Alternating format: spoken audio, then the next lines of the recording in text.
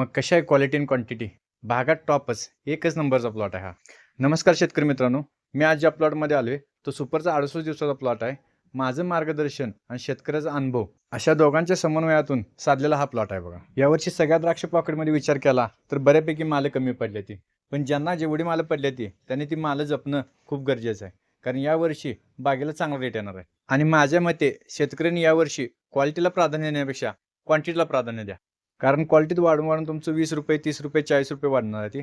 पण क्वांटिटीत जर वाढलं तर 200 रुपये, 300 रुपयाचा फरक पडणार आहे. आता हा 68 दिवसाचा प्लॉट आहे. याला 3 GA स्प्रे झाले ती. माल बघितला तर माल एक नंबर दिसतोय आणि मण्यावर हिरवापणा आणि बागावर जेवढं तेज आहे त्याच्यावरून असं वाटतंय की पॉईंट अजून फरक पडणार आहे आणि फुगवण पण जोरात होणार आहे. यावर्षी आमच्या विभागात पण माल थोडा कमी जास्त आहे, पण जेवढा पडलाय ते या बागाला जोरातच माल झालाय. टॉप क्वालिटीचा माल झाला. बागेत गेल्यावर अशी मालाची थप्पी दिसत्या आणि ती पण क्वालिटी दिसत्या. हलका अजिबात काय नाही. विषय सगळा हार्डच झालाय हो. आणि असं छोटा पंच बघितला तर लांबीन फुगवण तर काय ऐकणच झाल्या. तुम्ही सुद्धा बागेत जेवढा माल पडलाय तेवढा माल जपा आणि क्वालिटीपेक्षा क्वांटिटीला प्राधान्य द्या. मग कसा वाटला व्हिडिओ कमेंटमध्ये सांगा आणि लाईक आणि फॉलो तेवढं करून टाका की जरा. धन्यवाद.